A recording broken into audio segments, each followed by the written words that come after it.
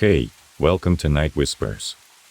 Before we begin, tell me, where are you watching from, and what time is it there?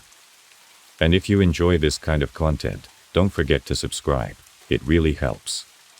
Now, let's get into the stories.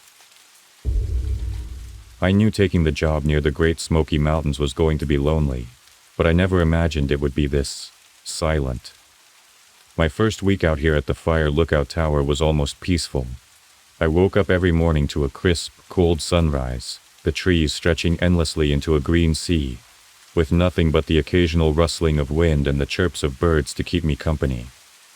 The isolation was what I signed up for, but the first few nights, that's when it all started. The radio was an old relic, static crackling out of it in the background whenever I had it on. At first it was just that, harmless static, but after a few nights I started hearing something underneath it. Faint whispers, so soft I thought it was just the wind. I ignored it. I mean, it was probably just the equipment acting up, right? This place wasn't exactly state-of-the-art. But then the whispers started to change. They didn't sound like static anymore. It was like like several people, were trying to speak. Their voices distant and weak. I would sit up in bed, staring at the radio across the room, trying to make sense of it. It would only happen late at night, always when I was alone in the dark. I told myself it was nothing, but the sound sent chills creeping up my spine. A few nights later, the whispers turned into cries for help. They were soft, almost pleading, like someone was lost and desperate, and they were coming from places far out in the forest, places I knew no one could be. I checked the maps, tracing the calls back to dead-end canyons and abandoned trails. These were areas where no hiker should be wandering, especially not at midnight. I told myself it had to be some kind of prank, maybe someone messing with the frequency. But deep down I knew it wasn't. One night, as I was drifting off to sleep, the radio suddenly crackled to life, louder than ever. I heard a voice, my voice. It was calling for help, desperate and terrified. "Help me, please," it said, and I swear my heart stopped. It wasn't just similar to my voice. It was my voice. I felt frozen. My eyes locked on the radio, which crackled again before going silent. Outside, the forest seemed to hold its breath. The wind stopped, and all the usual night noises fell away. I was alone, and yet I wasn't. Something was out there. I went to the window, staring out at the forest bathed in pale moonlight. At first, everything seemed still. Then, something moved, a shadow shifting at the edge of the clearing. My heart pounded as I strained to see. A figure emerged from the tree line, slowly making its way toward the base of the tower. I blinked, trying to make sense of it. The way it moved, it wasn't right. Its limbs jerked, as if they didn't quite fit together. And then I saw its face. It was my face, twisted, hollow-eyed, with a grotesque, unnatural smile. It stared up at me, and I swear it knew I was watching. It started climbing the stairs, each step echoing louder and louder. My radio crackled again, the voice, my voice, begging for help. I felt a scream rise in my throat, but no sound came out. My flashlight was in my hand before I even realized it, the beam of light flickering as I pointed it down the stairs. The figure didn't stop. It kept coming, the smile never faltering. Panic took over. I did the only thing I could think of. I turned, ran to the opposite side of the tower, and without thinking, I jumped. The branches below caught me, scratching, tearing, as I tumbled down the slope. I didn't care about the pain. I just knew I had to get away. Whatever that thing was, it wasn't me. And it wanted something I wasn't willing to give. I don't know how I survived that jump. I woke up at the bottom of the hill, bruised and aching all over. My head was pounding, and my body felt like it had been dragged through a thorn bush. It was still dark, the only light coming from the moon overhead, casting long shadows through the trees. For a moment, I thought maybe it had all been a nightmare. But then I heard it, the radio crackling from the tower, my own voice echoing out into the night, still calling for help. I knew I couldn't stay there. I forced myself to my feet, my legs shaky beneath me. I had to get as far away from that tower as possible. I started moving, half running, half stumbling through the woods. Every branch that snapped under my feet made me jump, my heart pounding so hard I thought it might burst. The forest felt different now. It wasn't just the quiet. It was the way the shadows seemed to move, shifting just out of the corner of my eye. Like something was watching me. I had no idea where I was going. I just knew I had to keep moving. The ground was uneven, roots and rocks tripping me up as I ran. My flashlight was barely working, the beam flickering in and out, but I didn't dare stop to fix it. I could still hear the radio, faint now, but there. My own voice, calling my name, pleading for help. It made my skin crawl. After what felt like hours, I stopped to catch my breath, leaning against a tree. My lungs burned, and my legs felt like they could give out at any moment. I listened, trying to hear anything over the sound of my own breathing. The forest was silent. Too silent. And then, from somewhere in the darkness, I heard footsteps. Slow, deliberate, getting closer. My heart skipped a beat. It was here, that thing, the one that looked like me. I turned off my flashlight, hoping the darkness would hide me. I pressed myself against the tree, trying to stay as quiet as possible. The footsteps were getting closer. I could hear the crunch of leaves, the snap of twigs, each step echoing in the stillness. My breath caught in my throat as I saw it, a shadow moving through the trees, its head turning slowly from side to side, like it was looking for something. Looking for me. I wanted to run, but my legs wouldn't move. I was too scared. I watched as the figure got closer, the moonlight catching its face. My face. But its eyes were empty, like black holes, and that smile, that horrible twisted smile, was still there. It stopped, its head tilting slightly, like it was listening. I squeezed my eyes shut, praying it wouldn't find me. Then suddenly, it turned and started walking away, back into the woods. I waited, my whole body trembling, until I could no longer hear its footsteps. I didn't know why it had left, but I wasn't about to stick around to find out. I forced myself to move, every muscle aching as I started running again, deeper into the forest. I didn't know where I was going, but anywhere was better than here. The whispers started again, faint at first, then growing louder. They were all around me, echoing through the trees, my own voice calling my name, over and over. I covered my ears, trying to block it out, but it was no use. It was like the forest itself was speaking, trying to draw me in, trying to make me stop. But I couldn't. I wouldn't. I had to get away, no matter what. I didn't stop running until I saw the flicker of a campfire in the distance.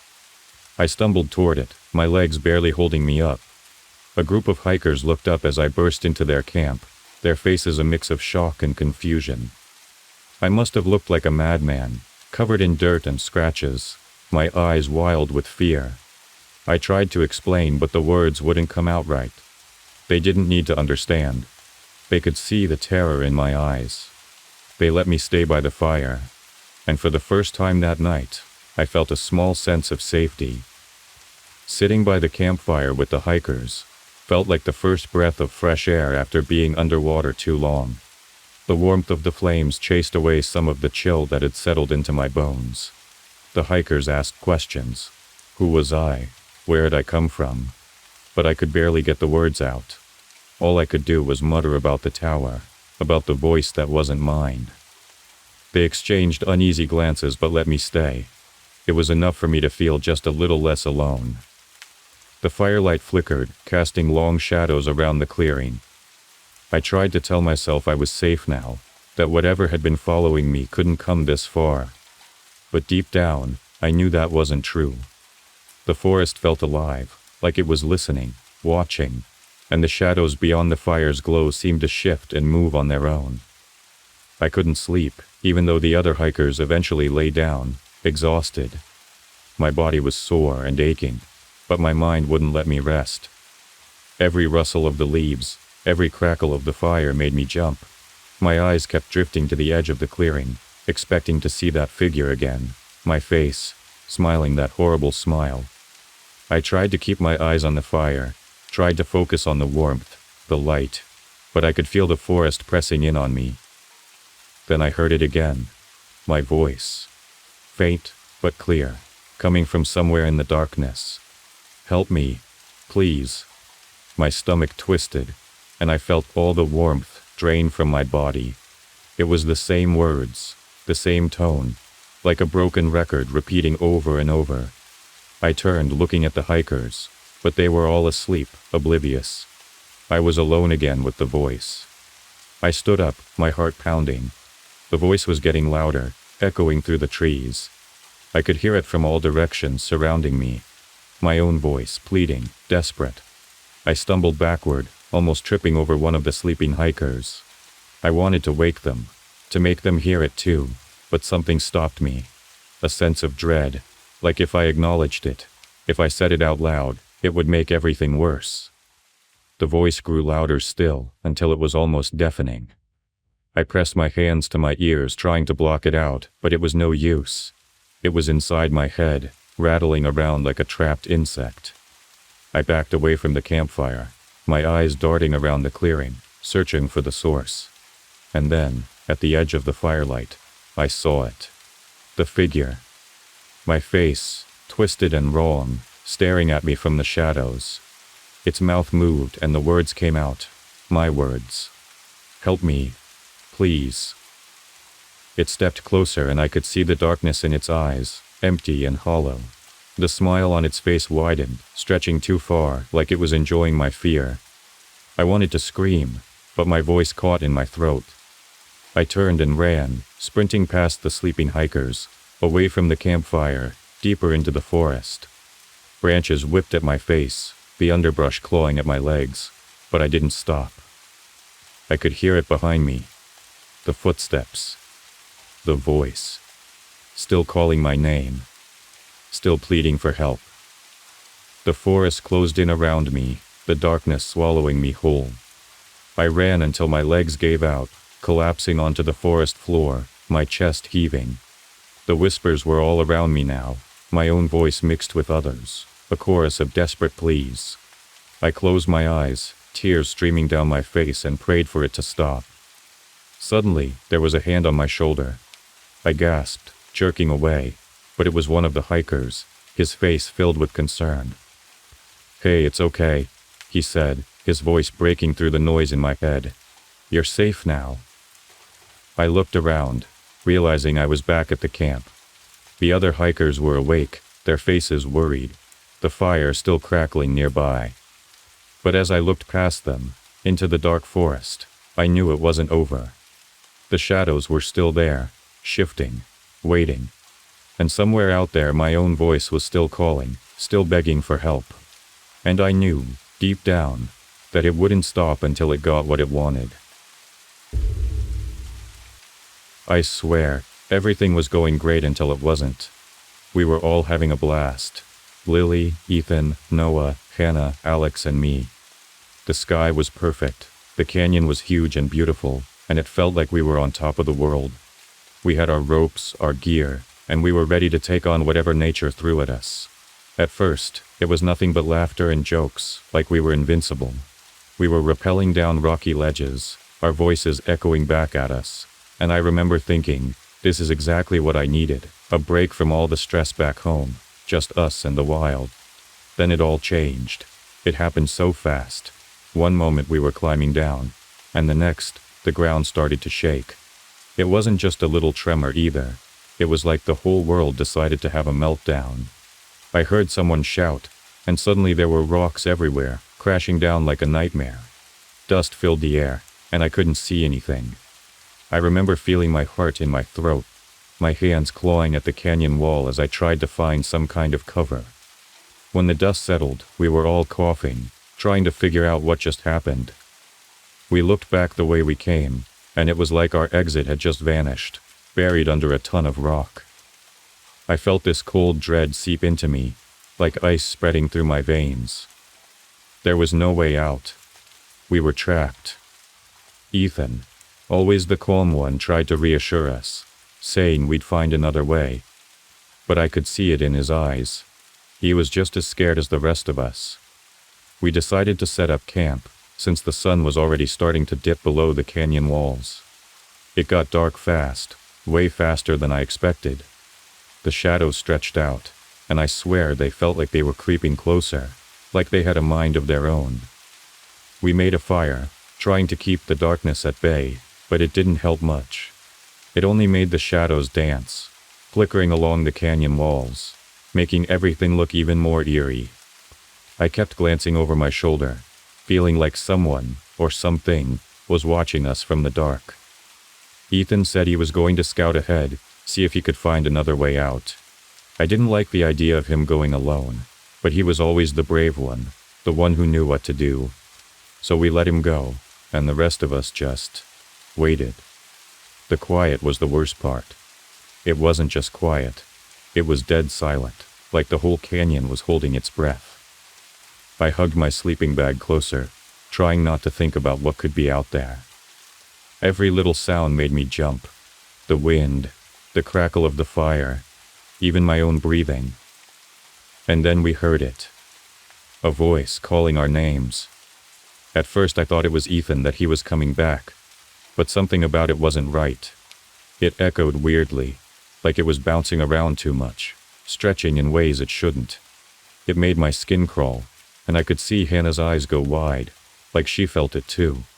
We all stared into the darkness, straining to see something, anything. Then Ethan came back, or at least it looked like Ethan. But the moment I saw him, I knew something was off. He moved weird, like his joints were stiff, and his eyes, they looked empty, like he wasn't really seeing us. He said he'd found a way out, but his voice was all wrong. Flat, emotionless. It didn't sound like Ethan at all. I felt my stomach drop, fear clawing its way up my throat. I wanted to scream, to tell the others that this wasn't Ethan, that we needed to run. But I couldn't move. I couldn't even breathe. Hannah grabbed my hand, her fingers digging into my skin. I think she knew too. We just stood there, staring at him, at it. The fire crackled between us, and for a second I thought I saw something underneath Ethan's skin, something dark and shifting, like it was trying to break free. I felt my heart pounding, and I knew, without a doubt, that whatever this thing was, it wasn't our friend. It was something else, something that wanted us to follow it. And I knew if we did, we'd never make it out of that canyon. We just stood there, staring at whatever had come back in Ethan's place. My mind was racing, and I could feel my knees trembling. I mean, it looked like Ethan, sort of, but the more I looked, the more I realized it was all wrong. His smile was too wide, his eyes were too dull, and he just stood there, like he was waiting for us to make a move. I couldn't help but think, this isn't real, this isn't happening. But it was, and it was terrifying. Noah spoke up first, his voice shaky. Ethan, you okay, man? He took a step forward, but I grabbed his arm before he could get too close. I didn't want any of us getting near, whatever that was. The thing pretending to be Ethan turned its head toward Noah, but it was such a jerky movement, like it wasn't used to having a neck. It said something about finding a way out, but the words felt empty, like they were just noises it had learned to repeat. Hannah squeezed my hand again, and I could tell she was just as freaked out as I was. I wanted to tell her everything was going to be okay, but I didn't believe it myself. My mouth was so dry I could barely swallow. I glanced at Alex, who looked like he was about to bolt at any second, his eyes wide and darting between the thing and the darkness behind us. I think we all knew we needed to do something, but none of us had a clue what. Running seemed like a bad idea, but staying put wasn't much better. The fire crackled, and the thing took a step closer. It was like it was testing us, seeing how we'd react. My whole body tensed up, and I could feel my pulse pounding in my ears. Noah took a step back, and I could see the fear in his eyes.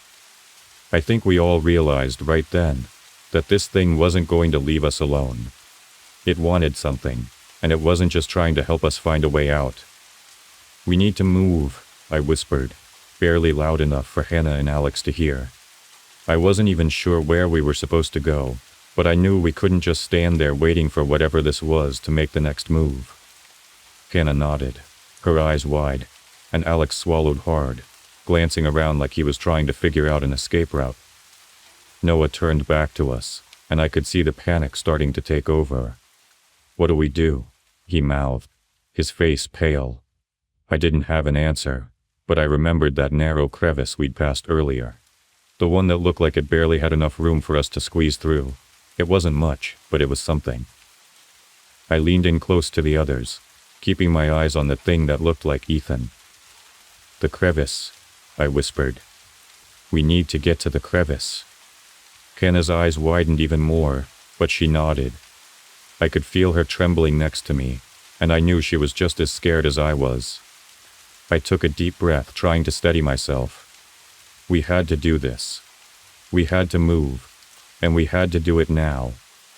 I gave Alex a nudge, and he nodded, his face set in determination, even though I could see the fear there too. Noah started inching back toward us, and that's when the thing moved again. It was like it suddenly realized we were trying to leave. It lunged forward, its limbs jerking awkwardly, and that was it. My heart leapt into my throat and I turned, pulling Hannah with me. "Run!" I shouted, my voice cracking with panic. We sprinted toward the crevice, our feet pounding against the rocky ground.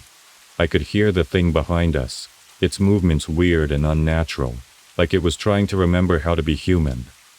The shadows seemed to close in, and my chest felt tight, like I couldn't get enough air. I reached the crevice first, throwing myself into the narrow gap. The stone scraped against my skin, but I didn't care. I just needed to get away. Hannah was right behind me, then Noah, then Alex. I could hear the thing, whatever it was, making this awful guttural noise like it was frustrated. I didn't dare look back. I just kept pushing forward, squeezing through the narrow space, my heart pounding so hard I thought it might burst. All I could think was that we had to make it. We had to get out of this canyon before it caught us. We finally made it through the crevice, but it didn't feel like much of a victory. My hands were scraped raw, and I could barely catch my breath. I collapsed against the canyon wall, trying to pull myself together. The others squeezed out one by one, each of them looking just as shaken as I felt. The air felt thick, like it was pressing down on us, making it impossible to think straight. I could still hear that awful noise behind us, echoing off the rocks. "Is everyone okay?" I asked, my voice shaky. It was a stupid question. We were obviously not okay, but I had to say something. I needed to know we were all still here. Hannah nodded, her face pale, and Noah gave me a thumbs up, though he looked like he was about to collapse. Alex just stared at the crevice, his eyes wide and unfocused, like he was expecting that thing to come crawling through any second. "We can't stay here," Noah said, his voice barely more than a whisper. He was right. We needed to keep moving, to put as much distance as we could between us and whatever was chasing us. But where were we even supposed to go? The canyon walls were towering above us, and everything looked the same in the dim light. For a second, I felt completely hopeless, like we were just running in circles, waiting for that thing to catch up. But then Hannah pointed up, her voice trembling as she spoke. "Look, there's a way up there." She was right. There was a narrow path leading upward, barely visible in the first light of dawn. It wasn't much, but it was something. And right now, any direction that took us away from here was good enough for me. We started climbing, our bodies aching with every step. The path was steep and uneven, and I kept slipping, my legs barely able to keep up. My heart was still racing, and every time I heard a noise, every scrape of a rock, every rustle of wind, I was convinced it was that thing, coming for us. I kept glancing back, expecting to see it dragging itself up the path, that twisted, horrible smile still on its face. "Just keep going," I kept telling myself over and over, like a mantra. I looked over at Hannah, and she was struggling too, her face twisted in pain. But she kept moving, one foot in front of the other, even when it looked like she was about to give up. We all did. We had to. It was the only thing keeping me from falling apart, that if we just kept moving, maybe we'd finally be safe. After what felt like hours, we finally reached the top. I pulled myself over the edge, collapsing onto the ground, my whole body trembling. The sun was starting to rise, painting the canyon in this soft, golden light. For a moment, it almost looked peaceful, like none of the nightmare we just lived through had actually happened. But then I glanced back down, and my stomach twisted.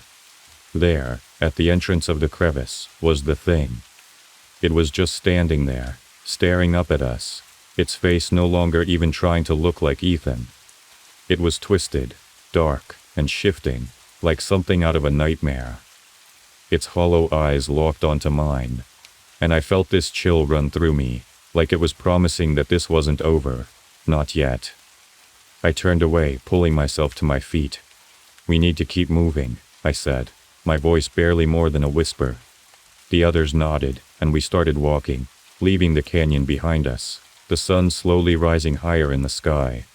I tried to tell myself we were safe now, that we had made it, but deep down, I knew that thing was still out there, waiting, watching, and somehow, I knew it wasn't done with us yet.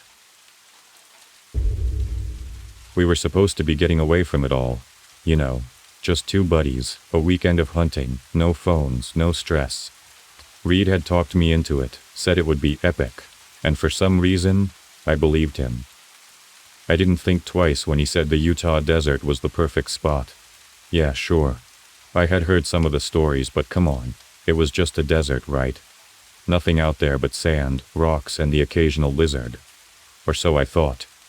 The drive out there had been pretty uneventful, just a lot of Reed singing off-key to his terrible playlist, and me staring out the window, watching the landscape go from civilization to absolute nowhere. By the time we finally rolled up to our campsite, the sun was already halfway down, casting these weird long shadows across the sand. Everything looked stretched out, almost like the desert itself was yawning, ready to swallow us whole. We started setting up camp. Reed was all jokes, laughing about the so-called Skinwalker that the gas station guy had warned us about. I remember the guy's face, all serious, like he was trying to scare us off. Reed just laughed it off. I don't know, it kind of stuck in my head. I mean, I didn't really believe in desert monsters or anything, but the way the guy said it like he really meant it gave me this weird feeling in my gut. By the time the fire was going, it was dark. Not just the sun's down dark, but pitch black, the kind where you can't see anything beyond the circle of firelight. The wind started picking up too, whistling through the rocks around us, and it almost sounded like voices. I tried to shake it off, but every now and then, I'd catch a whisper, just a flicker of sound that made the hairs on my neck stand up. Reed kept talking, kept joking about everything, but I could tell even he was feeling it. He kept glancing around, his eyes darting to the shadows just beyond the fire. And me, I felt like something was out there, watching. It's hard to explain, but it was this heaviness in the air, like the darkness wasn't just empty, like it had weight, and it was pressing in on us. The temperature dropped fast. 1 minute we were fine, and the next I was shivering, my breath puffing out in white clouds. I pulled my jacket tighter, my eyes scanning the rocks again. The shapes looked different now, twisted and wrong, almost like they were moving. I blinked, trying to clear my head, but it didn't help. Everything felt wrong. Reed finally went quiet, just poking at the fire. And that's when I heard it. A rustling sound, too deliberate to be the wind. My head snapped up, and I saw something just for a second, a flash of movement, low to the ground. It was quick, gone before I could even focus on it, but my heart started pounding. I looked at Reed, but he just shrugged, muttering something about jackrabbits. I tried to believe him, but I knew it wasn't a rabbit. The night stretched on, every second feeling longer than the last. The fire crackled, and the wind whispered, and I couldn't shake that feeling, that we weren't alone out there, that something was watching us from the dark, waiting. And the worst part, I think Reed felt it too. He just wouldn't say it. We were out there to get away from it all, but all I wanted now was to get away from this place, from whatever was hiding in the dark. It must have been close to midnight when I heard it again, that rustling noise. Only this time, it was louder. I froze, my eyes straining to see beyond the flickering glow of our campfire. Reed had dozed off, his head resting awkwardly against his backpack, and for a second, I almost woke him up. But then I thought, what if it was just some animal? No point in freaking Reed out if it was nothing, right? I leaned forward, squinting into the darkness. The wind had died down, leaving the desert eerily quiet. And that's when I saw it. A shadow, low to the ground, moving between the rocks. It was fast, almost too fast, and it was coming closer. My heart started pounding, my stomach twisting into a tight knot. I tried to tell myself it was just a coyote or something, but deep down I knew better. This felt wrong. "Reed," I whispered, my voice barely audible. I nudged him with my foot, my eyes never leaving the shadow. He groaned, blinking up at me, clearly annoyed. "What?" he muttered, rubbing his eyes. "Shh," I hissed. "There's something out there." Reed sat up, squinting into the darkness. "You're kidding me, right?" he said, his voice dripping with skepticism. But then he saw the look on my face, and his expression changed. He turned his head slowly, scanning the rocks around us. For a moment, there was nothing. Just the crackle of the fire and the cold night air. And then we both saw it. A figure standing on the crest of a hill. My breath caught in my throat. It was a person, or at least it looked like one. But there was something off about it. The way it stood, almost too still, like it was frozen. And then Reed gasped, his voice cracking. That's me," he whispered. I stared at the figure, my mind struggling to make sense of what I was seeing. It was wearing Reed's jacket, had the same build, the same stance. It was like looking at a reflection, only it wasn't moving. It just stood there, watching us. My heart was hammering in my chest, my mouth dry. I glanced at Reed and the fear in his eyes mirrored my own. "We need to go," I said, my voice barely a whisper. Reed nodded, his face pale. We scrambled to our feet, grabbing whatever we could. My hands were shaking so badly that I almost dropped my flashlight. The figure on the hill didn't move, but I could feel its eyes on us, watching, waiting. As we started to back away, I heard something, a laugh. It was soft at first, almost like the wind, but then it grew louder, echoing across the desert. My blood ran cold. It was Reed's laugh, but twisted, mocking. I looked at Reed and he shook his head, his eyes wide with fear. "That's not me," he whispered, his voice trembling. Panic set in, and we turned, running toward the truck. The sand was loose beneath our feet, making every step feel like a struggle. Behind us, the laughter grew louder, followed by the sound of something moving, something fast. I glanced over my shoulder and my heart nearly stopped. The figure was gone, but there was something else now.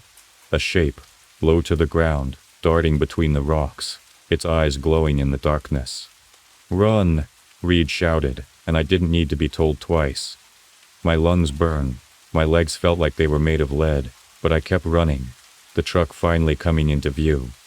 I could hear it behind us, that thing, its footsteps too quick, too deliberate. The air was filled with that horrible, twisted laughter echoing in my head.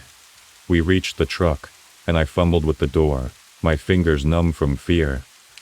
Reed was already in the driver's seat, and as soon as I got in, he started the engine. The headlights flicked on, and for a split second I saw it, a creature, half coyote, half something else. Its body twisted, its eyes locked on mine, and then Reed hit the gas, and we were speeding away, the desert blurring around us. The laughter faded into the distance, but I knew it wasn't over. Whatever that thing was, it was still out there, watching, waiting. And as we drove, the only thing I could think was that we should have listened to the warnings.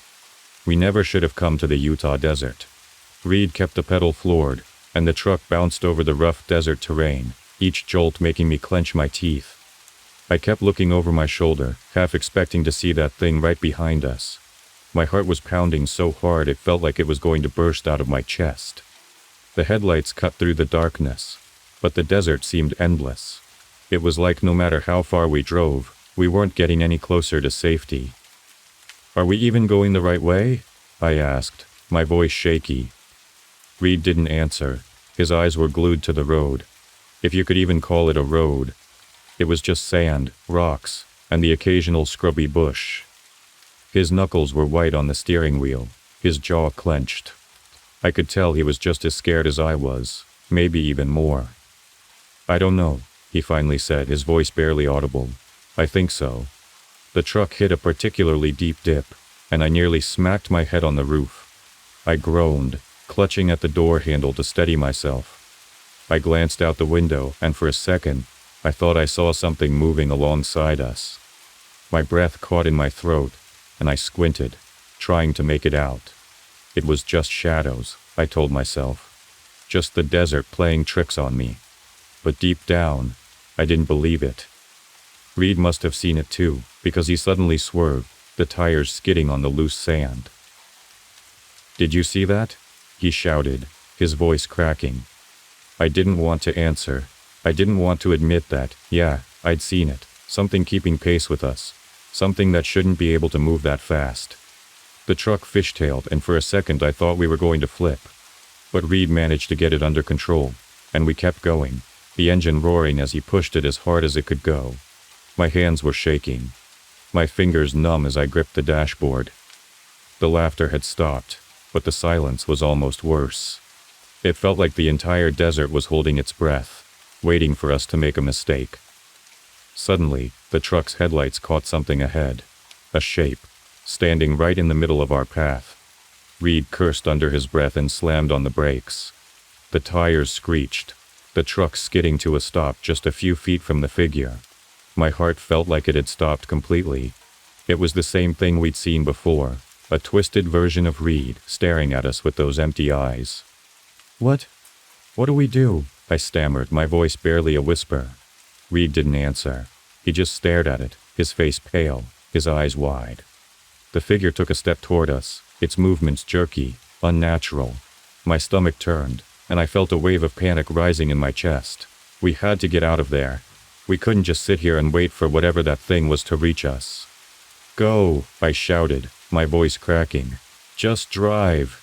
Reed snapped out of it, his hands fumbling on the gear shift. He hit the gas, and the truck lurched forward, swerving around the figure. I kept my eyes on it as we passed, and for just a moment, I swear it smiled at me. This horrible, twisted grin that made my skin crawl. Then it was gone, swallowed up by the darkness, and we were speeding away again. My hands were trembling, my heart racing. I looked at Reed, and he looked at me, and I could see the fear in his eyes. We didn't say anything. There was nothing to say. We just had to get out of there, as far away from the Utah desert as we could. We never went back to that spot again. Be careful when you go into the Utah desert. You never know what you might encounter. I wish I could say that Jesse and I weren't warned, but we totally were. The locals, every single one of them, gave us those looks. You know the kind, the ones that say you're making a big mistake. The old guy at the gas station even mumbled something about strange things and disappearances out there. Jessie just rolled her eyes, and honestly, I probably laughed it off too. I mean, we're experienced backpackers. We've done this kind of thing a million times. We weren't about to let some spooky campfire tales ruin our adventure. So, there we were, trudging deeper and deeper into the woods, packs digging into our shoulders, the trees closing in around us like they were part of some giant ancient wall. The deeper we went, the more the air changed. It felt heavy, like there was something unseen just hanging in it. I tried to shake the feeling, told myself I was imagining things, but there was no denying it. The deeper we went, the quieter everything got. No birds, no wind, not even the rustle of leaves. Just the crunch of our boots and the heavy breathing we tried to pretend wasn't from nerves. By the time we found the clearing, the sun was setting, casting this kind of weird orange glow through the branches. It was perfect, though. Moonlight already starting to spill into the open space, a spot just big enough for our little campfire. We set up, got the fire going, and before long, we were laughing again, trying to shrug off the weird vibes from earlier. Jesse cracked open some trail mix, and we joked about the creepy stuff we'd heard, pretending like none of it was getting under our skin. But honestly, There was this tight knot in my chest that just wouldn't go away. I don't know when it started, but at some point the fire just felt like it wasn't enough. The light didn't seem to reach as far as it should have. Everything beyond that circle of flickering orange was pitch black, like the darkness was swallowing it whole. Jesse was in the middle of telling some story about a friend's terrible hiking date when I saw it. At first I thought it was just a shadow, but it wasn't. There was something, standing right at the edge of the clearing. My heart skipped a beat, and I swear my stomach dropped to my feet. I couldn't see much, just a figure, half hidden in the darkness. But it was staring right at us. I blinked, and for a second I thought maybe I was just seeing things. But when Jessie noticed my sudden silence, she turned and her laughter stopped cold. There, standing at the tree line, was Jessie. Or, well, something that looked like Jessie. Same red beanie, same torn knee in her jeans. But its posture was all wrong. Too stiff, too posed, like it was trying to figure out how to be human. And the way its eyes caught the light from the fire, it wasn't right. There was something hollow about them, something that made my skin crawl. Then it spoke, or tried to. It was Jessie's voice, but not. Like it had been recorded on an old tape that was played back just a little too slow. "Alex, come here," it said, dragging out the words, stretching them in this awful, unnatural way. I didn't breathe. I couldn't. Jessie, the real Jessie, grabbed my arm, her fingers digging in. Her whisper was frantic, terrified. "That's not me, Alex. We need to go. Now." And that's when the figure took a step forward, its face shifting like the skin didn't fit, like it was wearing her face but it wasn't quite right. My whole body went cold. Everything after that was a blur, just pure instinct. We were on our feet, running, the fire, our gear, everything left behind. I didn't even look back. I could hear it though. Hear it moving, the way it crashed through the underbrush, like it couldn't decide if it was human or something else. And the worst part, it kept calling my name, switching between Jessie's voice and something guttural, something that sounded like a snarl mixed with a plea. I didn't know if we'd make it out. All I knew was that we had to keep running, keep moving, because whatever that thing was, it wasn't going to stop. Running through the woods at night is probably one of the worst ideas ever. Every branch seemed to reach out to grab me, and the ground was a mess of roots just waiting to trip me up. Jessie was just ahead of me, her red beanie bobbing up and down like some kind of desperate beacon in the dark. I kept my eyes glued to it, terrified of losing her, of being alone out here with whatever that thing was behind us. My lungs were on fire. I could hear my own breath, ragged and shallow, and above that, the sound of something else crashing through the underbrush. It wasn't just following us. It was chasing us. And it was fast, too fast. Every time I dared a glance over my shoulder, I swore I could see it just for a split second. Its limbs bending in ways they shouldn't. Its face, Jessie's face, twisting like it was trying to remember how to be human. And those eyes, dark, empty pits that seemed to swallow the light. "Alex, come on," Jessie shouted, her voice breaking through my panic. She was already at the top of a small hill, waving her arm for me to hurry. I stumbled, my feet catching on a root, and I nearly went down. My knees hit the dirt, and for a terrifying moment, I thought that was it. I was done. But then Jessie was there, grabbing my arm, pulling me up, her eyes wide and wild. "We have to keep moving." I nodded, my throat too tight to speak, and we took off again. The thing behind us let out this awful noise, half scream, half growl, that made my skin crawl. It was like it was angry, frustrated that we weren't slowing down, that we weren't giving up. The sound echoed through the trees, bouncing off the trunks, making it impossible to tell exactly where it was coming from. It felt like it was everywhere. We crashed through the woods, not caring about direction, just trying to get away.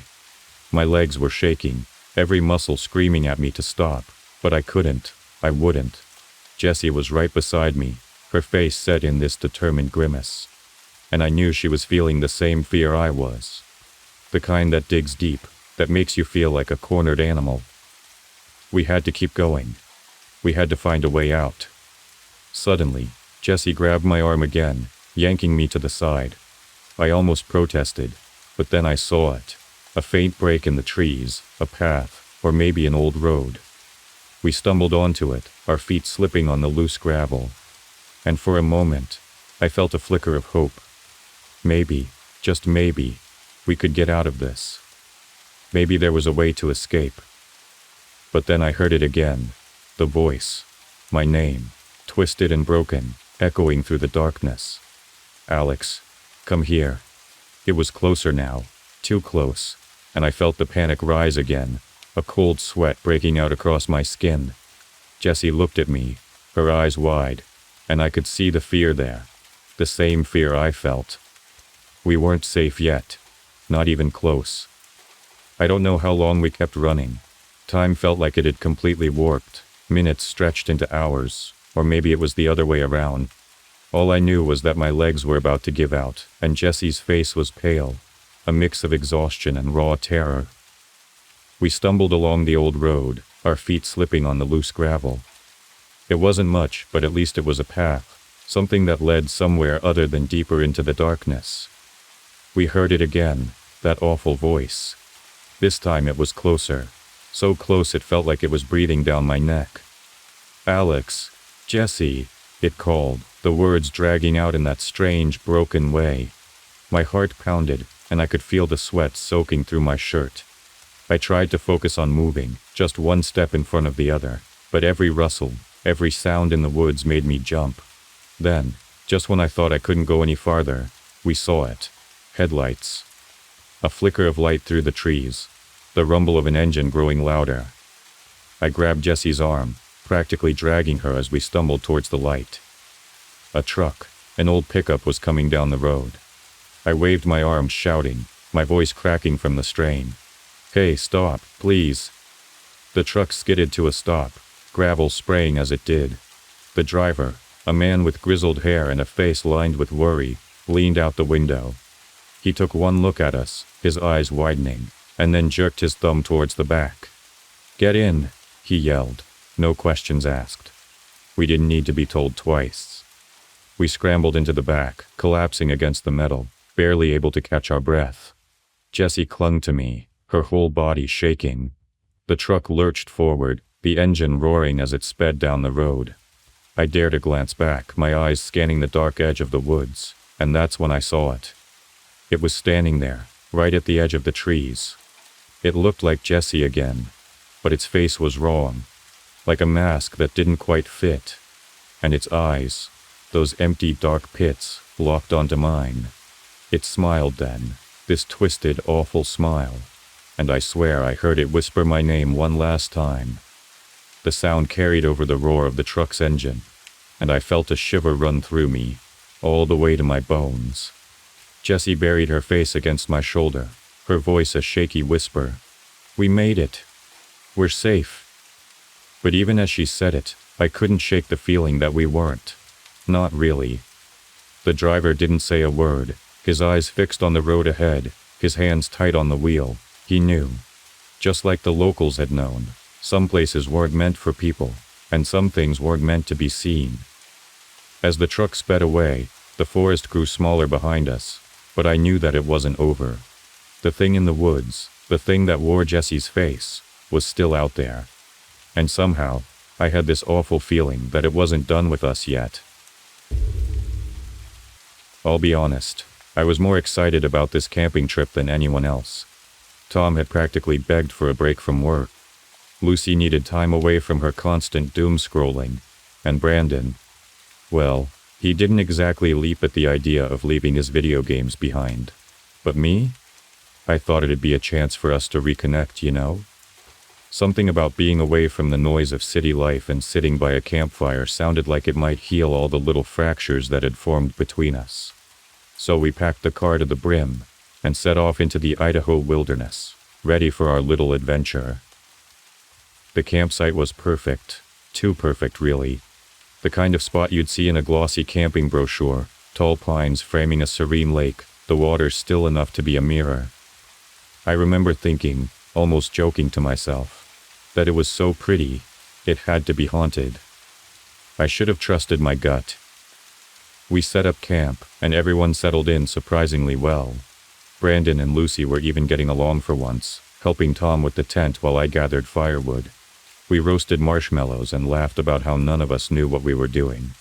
For a while I let myself believe this trip might actually work. Like maybe the cracks in our family weren't as deep as I thought. But then we heard it. The rustling. Tom laughed it off. Probably just a deer. He always knew how to brush things off like they were nothing. But Lucy wasn't buying it. She kept staring at the tree line, her face all scrunched up like she was trying to make sense of what she saw. "Mom, I swear, I saw something move," she whispered to me, her eyes wide. I tried to calm her down, even though a chill had already started crawling up my own spine. It's funny, I told myself that feeling was just my imagination. A deer, a raccoon, something normal.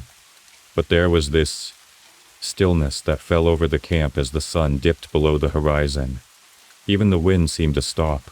The laughter died down, and in its place, this uneasy silence settled over us. I found myself glancing over my shoulder, trying to catch a glimpse of whatever Lucy thought she saw, but it was all just shadows shifting between the trees. That night, we all crammed into the tent, zipped up tight like that thin fabric was some sort of magic barrier against whatever was out there. It was supposed to be comforting, being all together, safe in our little nylon bubble. But I couldn't sleep. Every time I started to drift off, there'd be a snap of a twig or a rustle of leaves and my eyes would shoot open, my heart pounding in my ears. Tom snored next to me, blissfully unaware, and I envied him. I really did.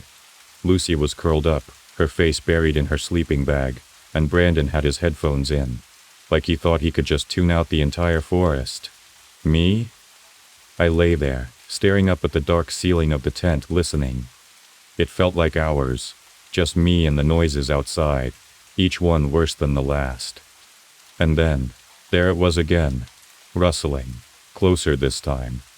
I held my breath, straining to hear, my stomach tightening with dread. Something was out there. I knew it. I could feel it watching us, its eyes fixed on our tent, just waiting for the right moment to... No. I had to stop thinking like that. I closed my eyes, trying to convince myself it was all in my head. But deep down, I knew better. There was something in those woods. Something that wasn't just a deer. And whatever it wasn't going anywhere. The next morning I tried to shake off the unease.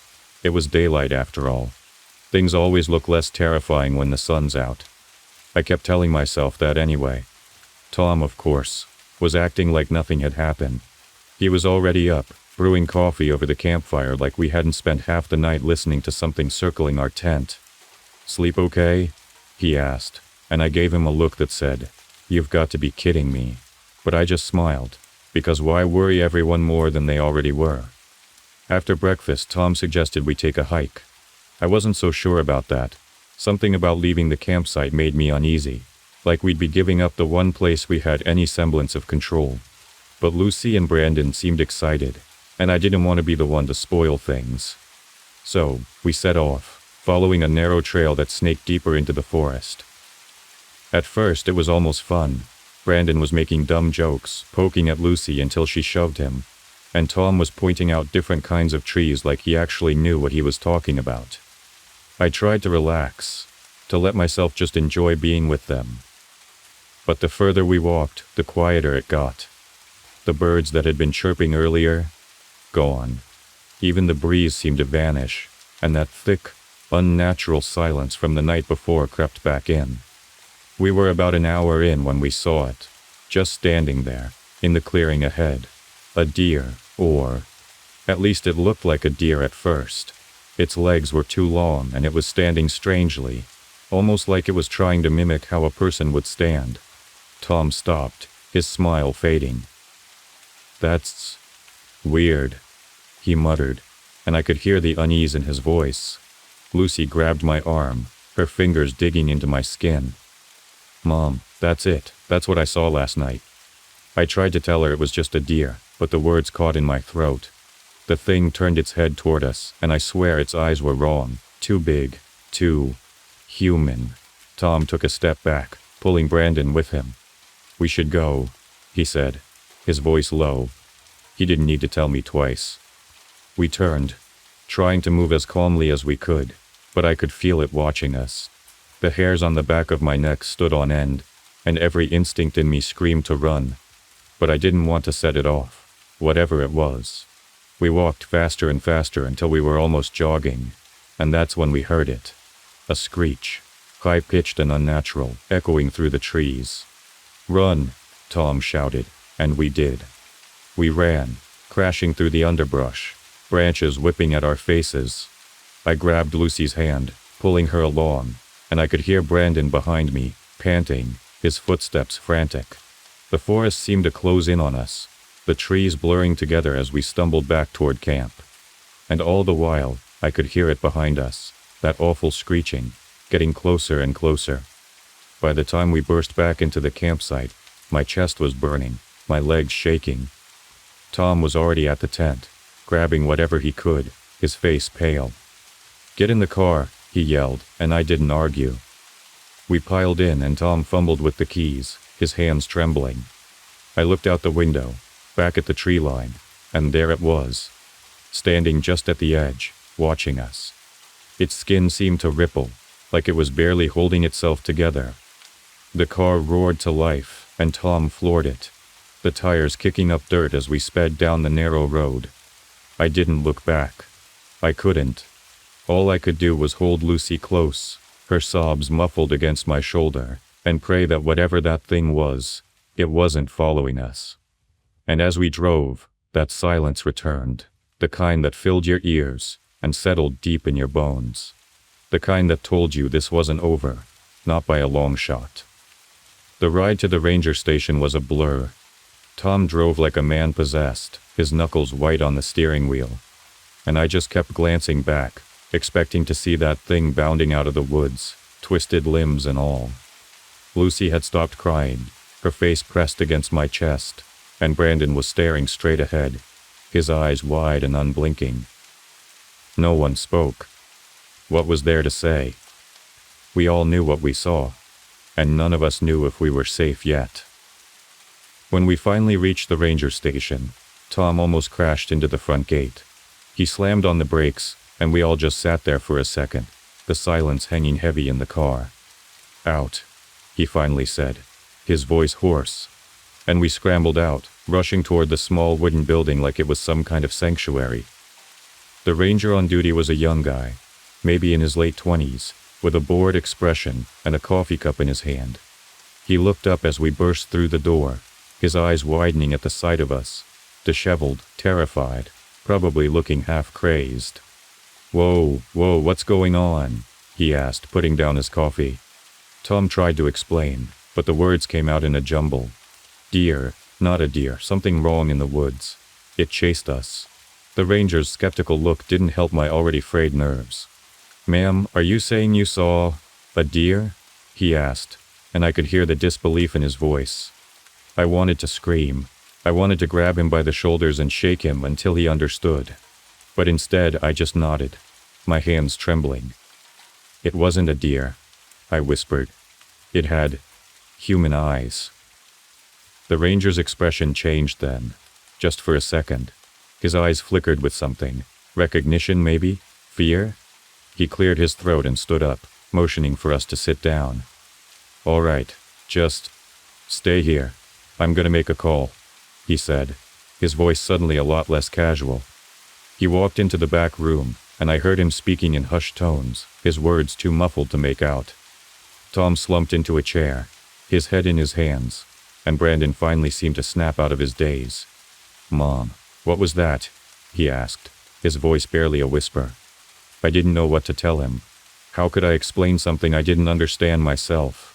"I don't know, sweetheart," I said, pulling him close. "But we're safe now. We're safe."